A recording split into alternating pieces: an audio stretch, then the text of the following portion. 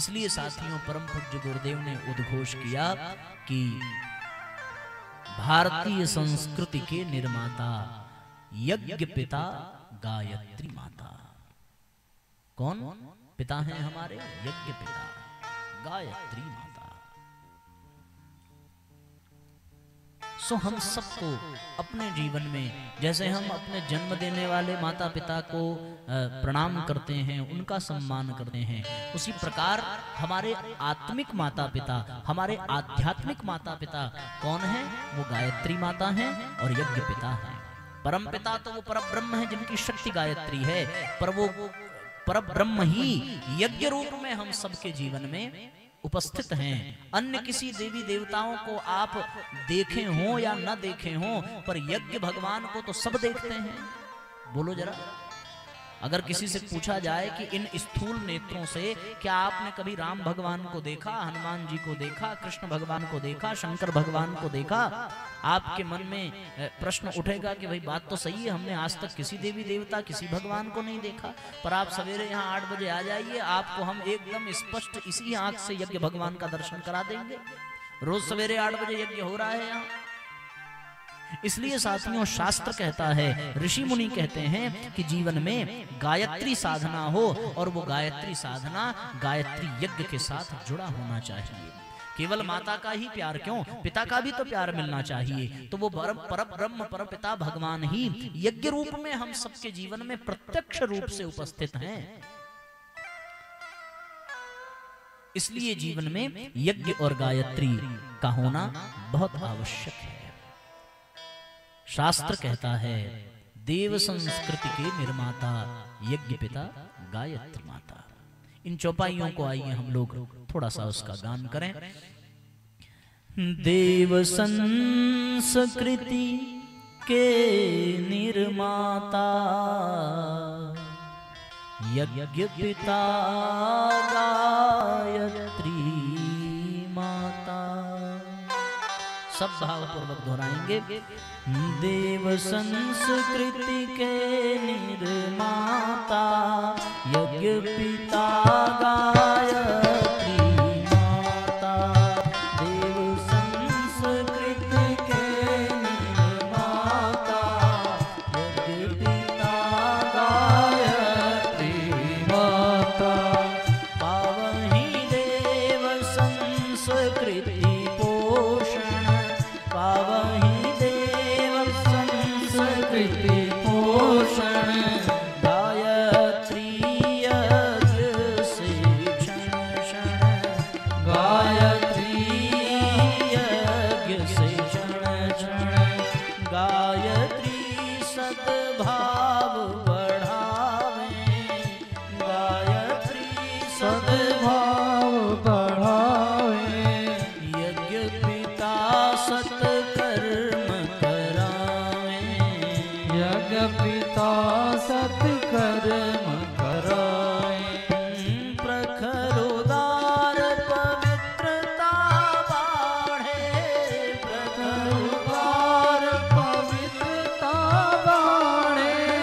यज्ञीय भाव हृदय जब ठाड़े, यज्ञीय भाव हृदय जब ठाड़े।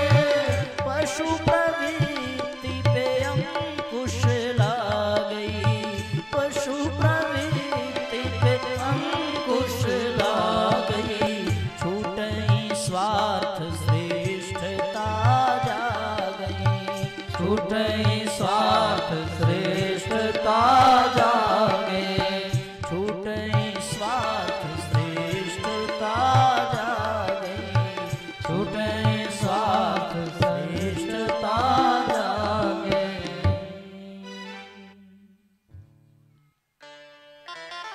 तो साथियों जीवन में गायत्री माता सद्भाव बढ़ाती हैं, सद्ज्ञान बढ़ाती हैं, और यज्ञ पिता जीवन में हमें सत्कर्म में लगाते हैं। बिना यज्ञ के साथियों हमारा जीवन पूर्ण हो नहीं सकता। धर्म में प्रवेश करने का आधार ही यज्ञ भगवान है।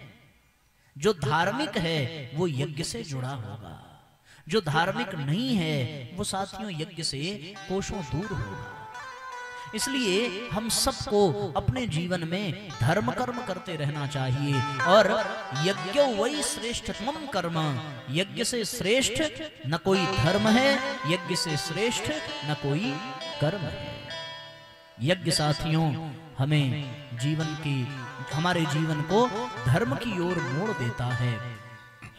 जो जीवन में यज्ञ भगवान के सानिध्य में अपने आप को बढ़ाता है, उसका जीवन धर्ममय बन जाता है। आपने देखा होगा हमारे यहाँ ऋषि मुनियों ने ऐसी परंपरा बनाई कि हम हर छोटी छोटी चीजों को यज्ञ भगवान से जोड़ करके रखते हैं। छोटा सा सत्यनारायण भगवान की कथा सुन लें तो वो भी यज्ञ के बिना हो सकता है क्या? आप विचार करके देखो। घर में अगर कोई बालक जन्म ले तो भी यज्ञ होता है, किसी का मुंडन हो तो भी यज्ञ होता है, किसी का कोई संस्कार हो तो भी यज्ञ होता है। यदि किसी को दीक्षा दी जा रही हो, किसी का जनेऊ हो रहा हो, तो वो बिना यज्ञ के संभव नहीं है, यज्ञ उसमें अनिवार्य हो जाता है। आप गायत्री मंत्र की साधना कर रहे हो तो आपको गायत्री यज्ञ करना पड़ेगा। बिना यज्ञ के न विवाह होता है न कन्यादान होता है। यज्ञ मंडप में ही कन्या को वर के हाथ में समर्पित किया जाता है। यज्ञ की ही परिक्रमा करके वो वैवाहिक जीवन में प्रवेश करते हैं और यज्ञ की परिक्रमा करके अपने दाम्पत्य का संकल्प लेते हैं। यहाँ तक कि जब जीवात्मा शरीर छोड़ करके चली जाती है तो उस शरीर को अग्नि में समर्पित कर देने की प्रक्रिया भी अंत्येष्टि यज्ञ कहलाती है। उसमें उसको यज्ञ कहा है। यज्ञो वै भुवनस्य नाभिः, यज्ञ इस संसार का नाभि केंद्र है। सर्व काम दुख, समस्त कामनाओं को पूर्ण करने वाला यज्ञ जो है देवी देवताओं का मुख कहा गया है। देवताओं का मुख क्या है? अग्नि, ऐसा शास्त्रों में वर्णन मिलता है। ये जो अग्नि है ये देवी देवताओं का मुख है। तो जब हम लोग यज्ञ में आहुति प्रदान करते हैं तो वो आहुतियां जिस देवता का मंत्र पढ़ के जिस देवता के लिए यज्ञ में आहुति दी जाती है वह आहुति उसी देवता के पास पहुंचती है। भगवान ने जब मनुष्यों को बनाया तो मनुष्यों का कल्याण कैसे हो, मनुष्यों की प्रगति कैसे हो, तो देवताओं के सहयोग से ही तो होगी। तो देवताओं से संबंध बनाने के लिए, देवताओं से रिश्ता बनाने के लिए ब्रह्मा जी ने यज्ञ देवता का निर्माण किया। यज्ञ से हम देवताओं से संबंध बना करके रखते हैं।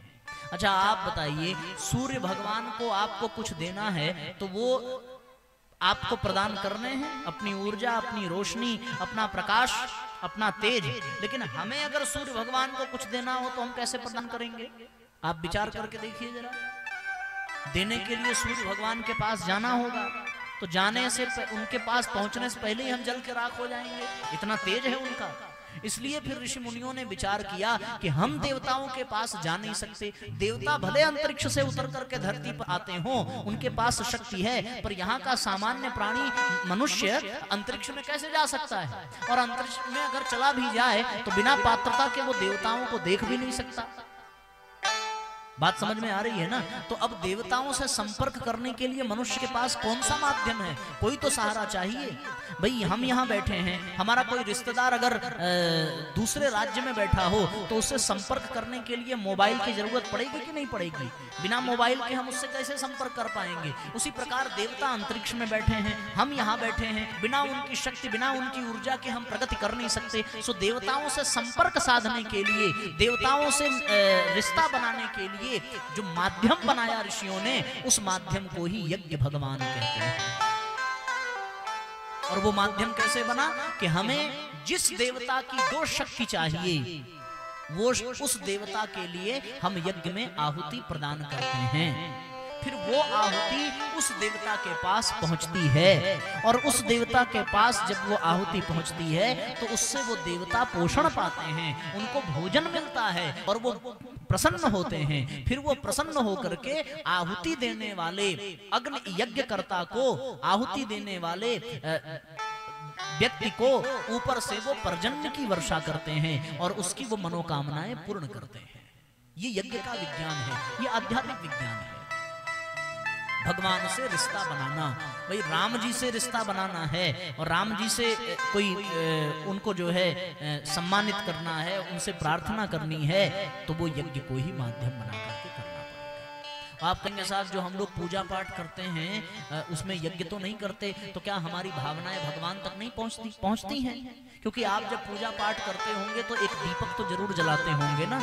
वो दीपक जलाया, इसका मतलब अग्नि देवता उसमें आ तो गए, और जब आपने मंत्र का उच्चारण किया तो उस मंत्र से ही उस अग्नि में आहुति पड़ रही है। उसको जप यज्ञ कहते हैं। बिना दीपक जलाए उपांशु जप नहीं किया जाता, और जब दीपक जल जाता है तो जो मंत्र का जाप करते हैं उस मंत्र के जपने से उस जलते हुए दीपक में आहुतियां पड़ती हैं। फिर उस दीपक के प्रकाश, उस दीपक की ऊर्जा से वह मंत्र की प्रेरणा, वह मंत्र की ऊर्जा जो है वो उसकी जो तरंग है वो उस भगवान तक पहुंचती है, और फिर वहां से उनकी कृपा और उनका अनुदान वरदान प्राप्त होता है। ये उसका पूरा क्रम है।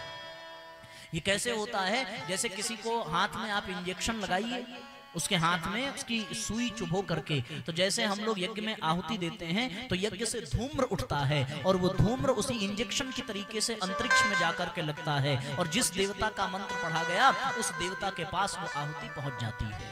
हम लोग इस बात को जानते हो या न जानते हो, देख पाए अथवा देख पाए, पर सत्य यही है। जो न दिखाई दे वो सत्य नहीं, ऐसी बात कहना मूर्खता होगी। आप विचार करके देखो, हवा दिखती नहीं है पर है कि नहीं है? दिखती तो नहीं है। धरती घूम रही है, हम सब कितने वर्षों से सुन रहे हैं, पर आज तक किसी ने धरती को घूमते देखा है? बताओ जरा। तो क्या घूमती नहीं है? क्या बिल्कुल घूमती है। ये जो हो रहा है ये हमें पता नहीं चल रहा है, तो इसका ये अर्थ नहीं है कि इसका कोई प्रमाण नहीं है, इसका कोई लाभ नहीं है। हम लोग यज्ञ में आहुति देते हैं, दिखता भले ना हो कि वो आहुति कहाँ जा रही है, पर वो जा वहीं रही है जिस देवता का हम मंत्र पढ़ते हैं। इसलिए साथियों, जीवन में धर्म के लिए यज्ञ का होना आवश्यक है।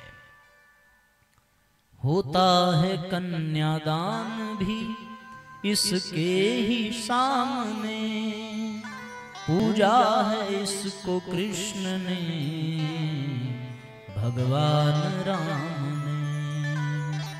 पूजा है इसको कृष्ण ने, भगवान राम ने। मिलती है राज कीर्ति व संतान यज्ञ से, जल्दी प्रसन्न होते हैं भगवान यज्ञ से। दशरथ को संतान कहाँ से मिली? यज्ञ भगवान से ही तो मिली।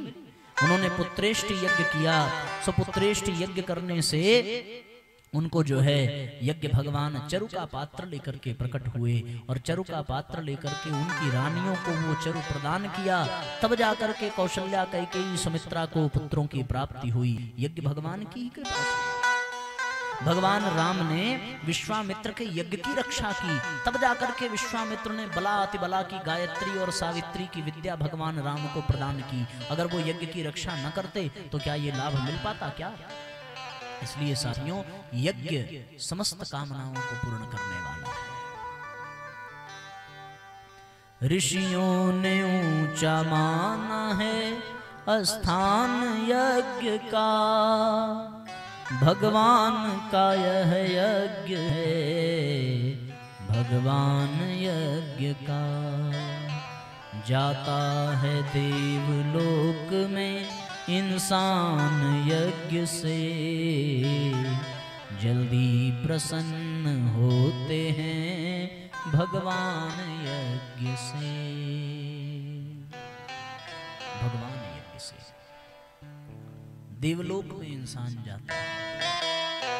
इसीलिए ऋषियों मुनियों ने बराबर यज्ञ किया। और जितने भी राक्षस हैं, असुर हैं, वो जानते थे इस विज्ञान को कि ये मनुष्य यज्ञ कर रहे हैं, ये ऋषि मुनि यज्ञ कर रहे हैं, इससे देवताओं की शक्ति बढ़ेगी, देवता इनकी शक्ति बढ़ाएंगे, सो इनके और देवताओं के बीच में ये जो सांठगांठ चल रही है ये हम असुरों को कमजोर कर देगी। इसलिए जहां यज्ञ होता था वहां असुर पहुंच जाते थे यज्ञ को विध्वंस करने के लिए। जब जब यज्ञ करने की कोशिश करें तब तब विध्वंस करने पहुंच जाते। जितने भी असुर हुए उन्होंने सबसे पहले यदि कोई काम किया तो वो यज्ञ को ही बंद कराया है। रावण जब राजा बना तो उसने सबसे पहले ऋषि मुनियों का यज्ञ बंद कराया। दंडकारण्य में अन्य अन्य स्थानों पर असुरों को उसने खुली छूट दे दी कि जहां ऋषि मुनि यज्ञ करें तुरंत उनके यज्ञ को नष्ट कर देना, क्योंकि यज्ञ से ही वो मजबूत बनते हैं। इसलिए साथियों, जीवन में यज्ञ का होना बहुत आवश्यक है। बिना यज्ञ के बात बनती नहीं है। इसीलिए आप देखें यहां भी ये कथा हो रही है, पर सवेरे गायत्री यज्ञ कराया जाता है। यज्ञ से देवता प्रसन्न होते हैं। यज्ञ शब्द यज्ञ धातु से बना है और यज्ञ शब्द के 3 अर्थ हैं। अब मैं थोड़ा सा विषय को समेटता चलूं क्योंकि समय की पूर्णता होने वाली है, वरना ये गायत्री तत्व और यज्ञ ये ऐसे विषय हैं कि इन पे 5-5, 6-6 दिन की कथाएं हो जाएं तो भी कम है। तो यज्ञ धातु से बना यज्ञ शब्द, इसके 3 अर्थ हैं। पहला देव पूजन, दूसरा संगतिकरण, तीसरा इसका है दान। ये 3 अर्थ यज्ञ के होते हैं। देव पूजन का तात्पर्य, देव पूजन से जीवन में पवित्रता आती है, संगतिकरण से जीवन में प्रखरता आती है, दान करने से जीवन में उदारता आती है। तो यज्ञ वो जो हमें पवित्रता, प्रखरता, उदारता प्रदान करे। यज्ञ में हम देवताओं का पूजन करते हैं कि नहीं करते हैं? आप जब सवेरे यज्ञ करने बैठिए तो आप देखेंगे सबसे पहले उसमें देवताओं का पूजन किया जाता है। तो देवताओं के पूजन करने का तात्पर्य क्या है? देवताओं को हम प्रसाद चढ़ाते हैं, देवताओं को हम अक्षत चढ़ाते हैं, देवताओं को फल फूल चढ़ाते हैं, देवताओं को मेवा मिश्री चढ़ाते हैं, जल चढ़ाते हैं, दीपक दिखाते हैं, अगरबत्ती जलाते हैं। इसका मतलब क्या है? देवताओं को इसकी आवश्यकता है क्या कि आप अगर 1 मुट्ठी चावल न चढ़ाएं तो देवता मर जाएंगे खाए बिना? आप प्रसाद न चढ़ाइए तो उनको कोई पूछने वाला नहीं है। आप दीपक न दिखाएं तो उनकी आंख फूट जाएगी, उनके घर में अंधकार रहेगा क्या? आप अगर जल न चढ़ावें तो क्या उनको जल का अभाव है? लेकिन ऋषियों मुनियों ने देवताओं के पूजन के लिए ये परंपराएं, ये कर्मकांड क्यों बनाया? इसके पीछे एक प्रेरणा छिपी हुई है, इसके पीछे एक प्राण छुपा हुआ है। हम लोग उस प्राण से अनभिज्ञ हैं, केवल कर्मकांड करते जा रहे हैं। अक्षत चढ़ाने के पीछे का भाव ये था कि अक्षत उसको कहते हैं जिसका छत ना हो, जिसमें कभी जो कभी टूट ना सके। चावल का छोटा से छोटा दाना जिसके और टुकड़े ना हो सके। अक्षत यानी जिसकी कभी क्षति ना हो। इसका तात्पर्य यह है कि जब हम भगवान को अक्षत चढ़ाते हैं तो इसका मतलब कि हमारी श्रद्धा, हमारी निष्ठा, हमारी भक्ति अक्षत बनी रहे, ये कभी कम ना होने पावे, ये कभी टूटने ना पावे। इस प्रेरणा के लिए अक्षत चढ़ाया जाता है। इसलिए नहीं चढ़ाया जाता कि हम अगर 1 मुट्ठी चावल भगवान को चढ़ा देंगे तो हमारे घर में धान का ढेर लग जाएगा ना। हमारी भक्ति कभी अटूट बनी रहे, अक्षत बनी रहे, इसलिए अक्षत चढ़ाया जाता है। प्रसाद क्यों चढ़ाते हैं? तो प्रसाद में मीठा ही क्यों चढ़ाते हैं? पोहा क्यों नहीं चढ़ाते? नमकीन क्यों नहीं चढ़ाते? इसलिए मीठा चढ़ाते हैं कि जब हम देवताओं को प्रसाद चढ़ा रहे हैं तो इसका मतलब क्या हुआ? उनको मीठे की आवश्यकता नहीं है। उस मीठे जैसी मिठास हमारी वाणी में हो, हमारे चिंतन में हो, हमारे व्यवहार में हो, हमारे चाल चलन में हो। हम भगवान को मीठा प्रसाद चढ़ावें और ऐसी जहर जैसी वाणी बोले तो वो मीठा चढ़ाना बेकार हो गया। मीठा चढ़ाने के पीछे का भाव क्या है? प्रेम से बोलना, मीठे शब्द बोलना, मीठा व्यवहार करना, इसलिए मीठा चढ़ाया जाता है। नमकीन में चींटियां नहीं लगती, मीठे में ही चींटियां लगती हैं। तो जब आप मीठा व्यवहार करेंगे तो लोग आपसे दूर नहीं भागेंगे, बल्कि लोग आपके पास रहना चाहेंगे। ये भाव है मीठा चढ़ाने का। सो मीठा चढ़ाते समय ये भगवान से प्रार्थना करना कि हे प्रभु, जैसी इस मीठे में मिठास है वैसी ही मिठास हमारी वाणी में आ जाए, वैसा ही हमारा मन बन जाए, वैसा ही हमारा भाव बन जाए।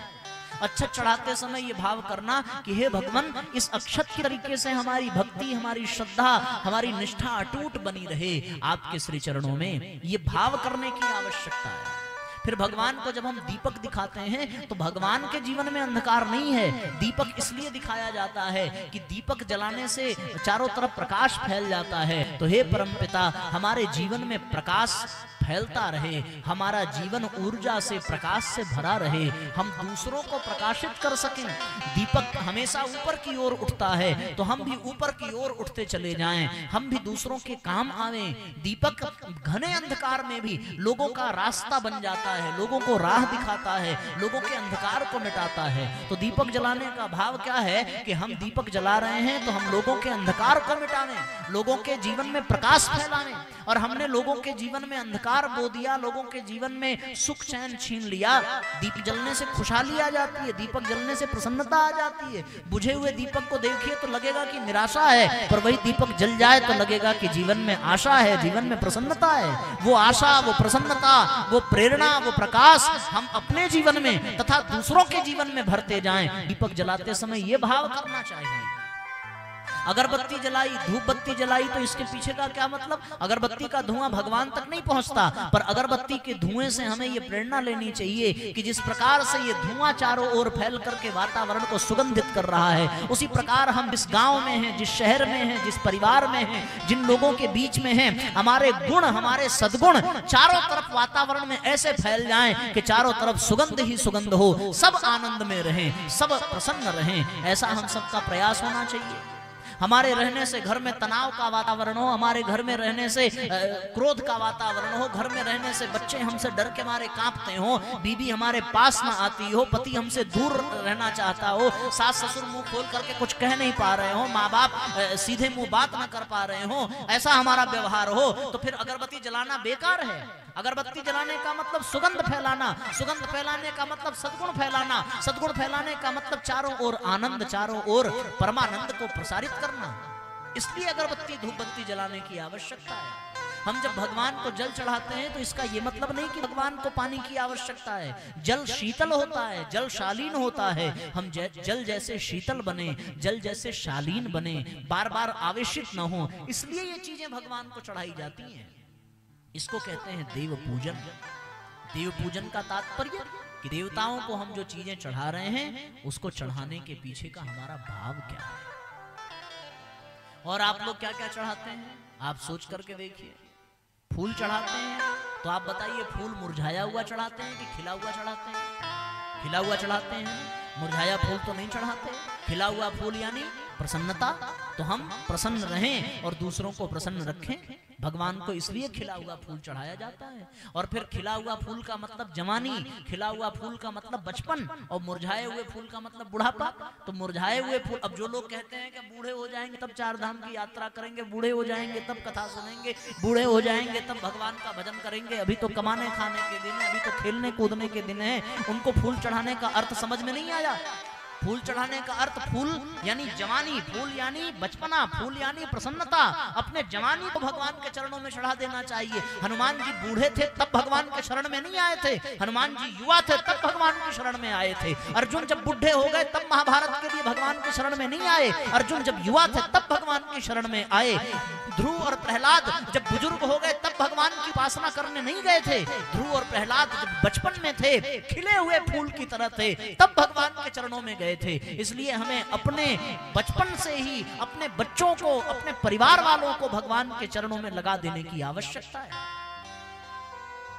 फूल चढ़ाने का ये मतलब होता है, इसको देव पूजन कहते हैं। और भी आप लोग जो पूजा में चढ़ाते हो आप बताना, तो हम उसका भी अर्थ आपको बता देंगे, है ना? अगर कुछ और जानना हो तो ये देव पूजन है। हम जो भी भगवान को चढ़ावें वैसा ही हमारा भाव बन जाए, वैसी ही हमारी प्रार्थना बन जाए, इसलिए ये चीजें भगवान को चढ़ाई जाती हैं। तो यज्ञ का मतलब देवताओं का पूजन। कैसे? ऐसे जैसे हम बता रहे हैं। अब आप कुछ मत चढ़ाइए, लेकिन ये भाव हो कि हमारे भीतर प्रसाद जैसी मिठास आ जाए, पुष्प जैसा उल्लास आ जाए, दीपक जैसा प्रकाश आ जाए, अगरबत्ती जैसी सुवास आ जाए, तो साथियों जीवन में उल्लास आ जाएगा और देवता आपके ऊपर प्रसन्न रहेंगे। इसको कहते हैं देव पूजन। दूसरा क्या है? संगतिकरण। संगति का मतलब अब यज्ञ में देव पूजन तो कर लिया, अब देव पूजन के बाद फिर संगतिकरण। संगतिकरण में क्या होता है? संगठन। क्या यज्ञ अकेले कर सकते हैं क्या? ऋषि मुनियों ने ऐसी परंपरा बनाई कि केवल व्यक्तियों को ही यज्ञ नहीं जोड़ता, केवल परिवार को ही यज्ञ नहीं जोड़ता, बल्कि वो हर आश्रम को यज्ञ जोड़ता है, हर वर्ण आश्रम को जोड़ता है, हर परंपरा को यज्ञ जोड़ता है, हर बिरादरी को यज्ञ जोड़ता है, सबको जोड़ता है। यज्ञ में अगर मंत्र पढ़ने के लिए ब्राह्मण की जरूरत है तो कलश बनाने के लिए कुम्हार की जरूरत है, लकड़ी काटने के लिए बढ़ई की जरूरत है, यज्ञ कुंड बनाने के लिए मिस्त्री की जरूरत है, घी देने के लिए ग्वाले की जरूरत है। यज्ञ में कोई वंचित नहीं रह जाता। फूल देने के लिए माला फूल देने वाले माली की जरूरत है, सबकी जरूरत पड़ती है। आम का टल्लो चाहिए तो बगीचे के माली की आवश्यकता पड़ेगी, फूल चाहिए तो माली की आवश्यकता पड़ेगी। जिस आंगन में यज्ञ है उस आंगन को लीपने पोतने के लिए गाय के गोबर की जरूरत पड़ेगी, सेवक सेविकाओं की जरूरत पड़ेगी, पूजन सामग्री की जरूरत पड़ेगी। सबके सहयोग से यज्ञ हो सकता है, अकेले यज्ञ नहीं हो सकता। जो लोग कहते हैं कि ब्राह्मणों ने समाज को बांट दिया, ये छूत है, ये अछूत है, ये धारणा बिल्कुल गलत है। ब्राह्मणों ने यज्ञ का निर्माण किया और यज्ञ केवल इसलिए बनाया ताकि सब लोग इस यज्ञ से जुड़ सकें। सब लोग। लकड़ी देने वाला बढ़ई यज्ञ करे या ना करे, लेकिन उसने अगर लकड़ी दे दी तो यज्ञ का फल उसको भी मिलेगा। ग्वाला यज्ञ करे या ना करे, पर पशुपालन करने वाला वो घी प्रदान कर दे तो वो भी यज्ञ का फल पाता है। माली यज्ञ करे या ना करे, पर उस माली ने अगर फूल दे दिया, उस माली ने फल दे दिया, उस माली ने आम का पल्लव दे दिया, तो उसको भी यज्ञ करने का पुण्य और प्रसाद प्राप्त होता है। केवल ब्राह्मण ही मंत्र पढ़ करके यज्ञ का फल नहीं पाता, सबको यज्ञ का फल मिलता है। इसको संगठन करना कहते हैं, इसको संगतिकरण कहते हैं। यज्ञ सबको संगठित करना सिखाता है, सबका सहयोग लेना सिखाता है, सबको सम्मान देना सिखाता है। आप देखिए, जैसे ही यज्ञ हो रहा हो, अगर कोई अचानक से आ जाए तो लोग बिना कहे थोड़ा सा सरक करके जगह दे देते हैं, बिना कहे अपनी थाली की हवन सामग्री उसको दे देते हैं कि लीजिए भैया, आप भी देर कर दिया आपने, जल्दी से आप भी आहुति डालिए। सबको संगठित कर देता है। फिर जो आपस में बातचीत न कर रहा हो, जो एक दूसरे को देखना न चाहता हो, छूना न चाहता हो, वो भी यज्ञ कुंड के पास आकर के बैठ जाए तो पैर से पैर स्पर्श होने लगते हैं, नजरों से नजरें मिलने लगती हैं, होठ अपने आप मुस्कुराने लगते हैं, अपने आप आत्मीयता का विस्तार हो जाता है। सारा बैर, सारी ईर्ष्या, सारा द्वेष यज्ञ कुंड में जल करके नष्ट हो जाता है। और जिस परिवार में यज्ञ होता है उस परिवार को न कोई बिखार सकता है, न कोई बदल सकता है, न कोई तोड़ सकता है। इसलिए साथियों, जीवन में यज्ञ का होना बहुत आवश्यक है। यज्ञ में संगतिकरण है, यज्ञ में संगठित होना सिखाता है। बिना संगठन के आप एक फूल अपने पास हो तो उसको भगवान के चरणों में चढ़ाएंगे कि नहीं चढ़ाएंगे? लेकिन जब आपके पास बहुत सारे फूल हो तब, और आप उन फूलों को संगठित कर दीजिए, एक धागे में पिरो दीजिए, तब आपको भगवान के चरणों में नहीं, भगवान के गले का हार बनने का सौभाग्य मिलेगा। जिस परिवार में एक अकेला व्यक्ति अपनी मनमानी करता है वो भगवान के चरणों की धूल के बराबर भी नहीं रह पाता। लेकिन जिस परिवार में सब प्रेम के धागे में आपस में गुंथे होते हैं, यज्ञ करते हैं, भगवान उनको अपने हृदय से लगा करके अपने गले का हार बना लेते हैं और उसके जीवन को धन्य बना देते हैं। ये यज्ञ की प्रेरणा है, इसको कहते हैं संगतिकरण। तो पहले हम देव पूजन करते हैं, फिर संगठित होकर के यज्ञ करते हैं। उसके बाद क्या करते हैं? उसके बाद दान करते हैं। बिना दान के यज्ञ अधूरा है। तो वो दान ऐसा नहीं कि केवल ब्राह्मणों को ही दान करना चाहिए ना, ये तो केवल स्वार्थ हो गया। ब्राह्मणों, अगर कोई ऐसा कहे कि केवल ब्राह्मणों को दान करना चाहिए तो ये केवल स्वार्थ की बात है। दान सबको करना चाहिए, सबके लिए दान है। जब हम लोग यज्ञ में आहुति देते हैं तो वो आहुति भी तो दान है। दान हुआ कि नहीं हुआ? क्या हम लोग यज्ञ में डालते हैं कि डाल करके निकालते हैं? आप विचार करके देखो जरा। कोई व्यक्ति क्या यज्ञ में से निकाल सकता है? दी हुई चीज आप वापस ले सकते हैं यज्ञ में से? नहीं, वहां केवल देने की परंपरा है। कुछ भी आप अपने पास नहीं रखेंगे। प्रसाद आपके पास है, देना पड़ेगा। लकड़ी है, देना पड़ेगा। हवन सामग्री है, देना पड़ेगा। दक्षिणा है, देनी पड़ेगी। उसके बाद जब आप भोजन प्रसाद बनाएंगे तो वो भी दूसरों को खिलाना पड़ेगा। केवल ब्राह्मणों को देना ही दान नहीं है। विज्ञान कहता है कि जब आप लोग 1 तोला घी शुद्ध देसी गाय का यज्ञ में डालते हैं तो उससे 1 टन ऑक्सीजन पैदा होता है, और वो 1 टन ऑक्सीजन न केवल मनुष्यों के काम आता है बल्कि आसपास रहने वाले जीव जंतुओं का भी कल्याण उससे होता है। यज्ञ की ये विशेषता है साथियों। इसलिए यज्ञ हमको देना सिखाता है। जहां जिस परिवार में देने की परंपरा हो, जिस व्यक्ति में देने की आदत हो, वो व्यक्ति देवता बन जाता है। सूर्य हमारे लिए देवता क्यों है? क्या सूर्य हमसे प्रकाश ले रहे हैं कि हमको प्रकाश दे रहे हैं? इसलिए देवता है क्योंकि वो दे रहे हैं। गाय हमारे लिए माता क्यों है? क्योंकि गाय हमसे लेती नहीं, हमें देती है। अब आप कहेंगे साहब कि हम तो भूसा देते हैं, तो हम आपको भूसा दें, आप भी हमको दूध दे के दिखाइए।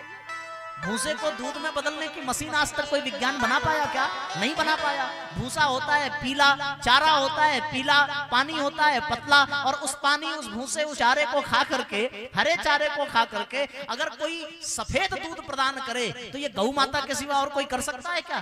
क्या विज्ञान ऐसी कोई मशीन बना पाया कि हरा चारा डालो और सफेद दूध निकलेगा, पीला भूसा डालो और सफेद दूध निकलेगा? पर ये गौ माता की कृपा है, वो हमें दूध देती हैं और अमृत के समान दूध देती हैं, इसलिए वो गाय हमारे लिए माता है। वृक्ष हमसे क्या लेते हैं? वृक्ष 1 जग पानी लेते होंगे, थोड़ा सा खाद लेते होंगे, बदले में फल देते हैं, फूल देते हैं, पत्ती देते हैं, प्राणवायु देते हैं, सहारा देते हैं, लकड़ी देते हैं, छांव देते हैं, ऊर्जा देते हैं, इतनी सारी चीजें वृक्ष देते हैं, तो वृक्ष देवता है। नदियां हमें जल देती हैं, नदियां हमें आनंद देती हैं, नदियां हमें शांति, शीतलता, पवित्रता देती हैं, इसलिए नदियां हमारे लिए माता बन जाती हैं। चंद्रमा को हम ऐसे ही मामा नहीं कहते। रात में जब कोई रास्ता दिखाने वाला ना हो तो चंद्रमा का प्रकाश ही पर्याप्त होता है, इसलिए चंद्रमा को हमने मामा कह करके पुकारा। कारण क्या है? माँ बाप को हम भगवान क्यों कहते हैं? क्योंकि माँ बाप लेते नहीं, देते हैं। तो यज्ञ हमको देना सिखाता है ना।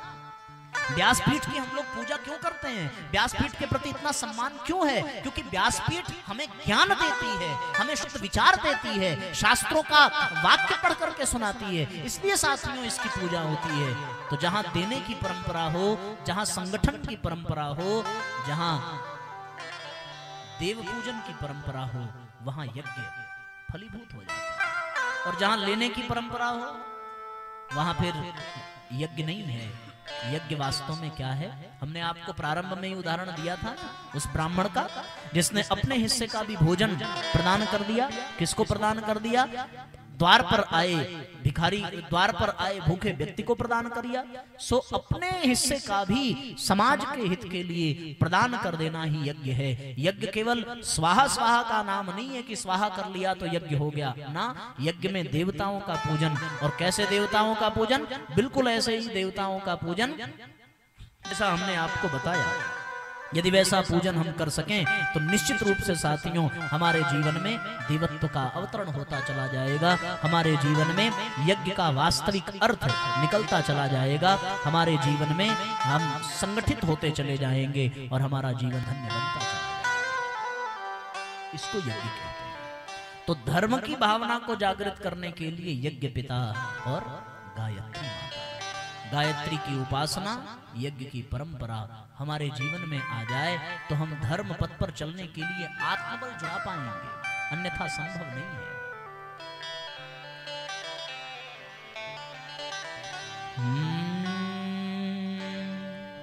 यज्ञ रूप यह विश्व है, यज्ञ पुरुष भगवान, जिसका जीवन यज्ञ में वह सच्चा इंसान। सब भावपूर्वक एक साथ तालियां बजाते हुए इस गीत का आनंद लेंगे और यज्ञ के भाव को, यज्ञ के मर्म को, यज्ञ के अर्थ को समझने का प्रयत्न करेंगे। चाहते यदि बनाना जगत को चमन, तो समझ लो सखे जिंदगी है हमन। सब एक साथ दोहराएंगे, एक साथ तालियां बजाएंगे। चाहते यदि बनाना जगत को चमन, चाहते यदि बनाना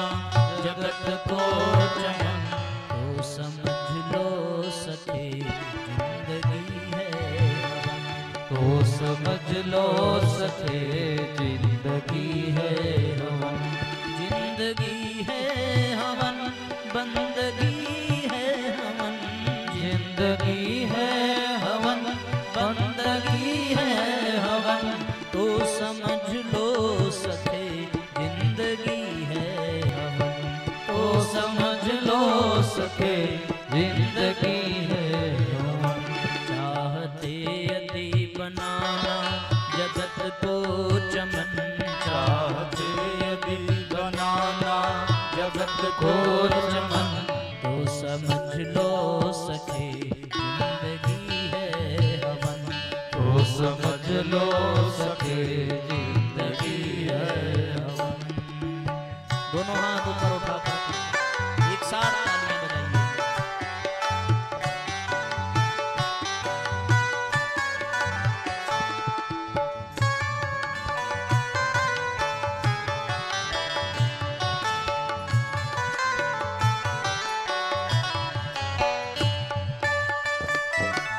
जय हो।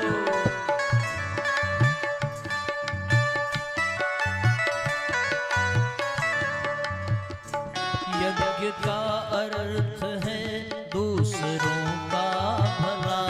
यज्ञ का सब दोहराइए। अर्थ है दूसरों का भला। यज्ञ का अर्थ है दूसरों का भला।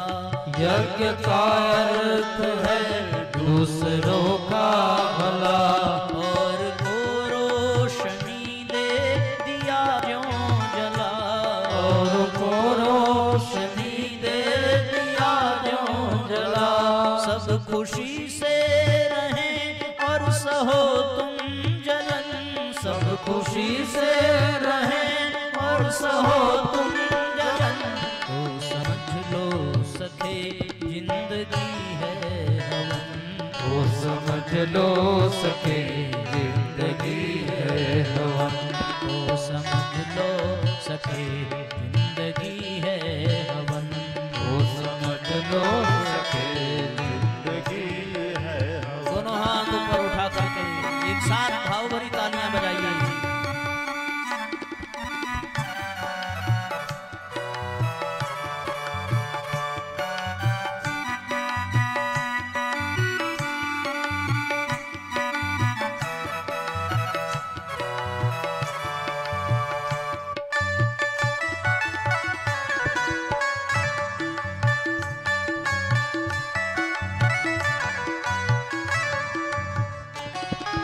हो यज्ञ का अर्थ है हो अंधेरा जहां। यज्ञ का अर्थ है हो अंधेरा जहां।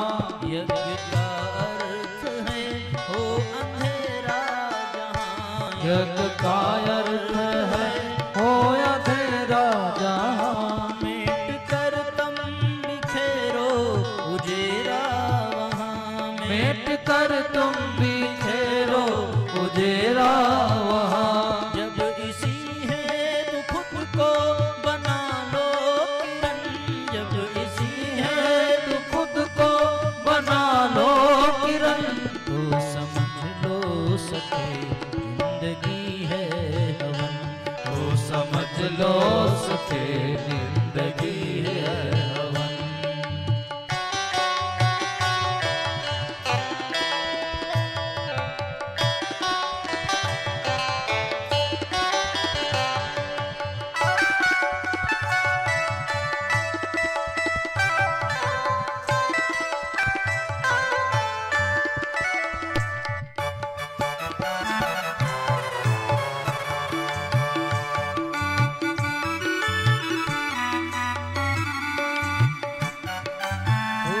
यज्ञ की सभ्यता संस्कृति है यहाँ। यज्ञ की सभ्यता संस्कृति है यहाँ। जन्म से मृत्यु तक यज्ञमय क्रम यहाँ। जन्म से मृत्यु तक यज्ञमय क्रम यहाँ। यज्ञ की सभ्यता संस्कृति है यहाँ। यज्ञ की सभ्यता संस्कृति है यहाँ। जन्म से मृत्यु तक यज्ञ में क्रम यहाँ, जन्म से मृत्यु तक यज्ञ में क्रम यहाँ। जिंदगी मोर सी यज्ञ है श्याम घन, जिंदगी मोर सी यज्ञ है श्याम घन।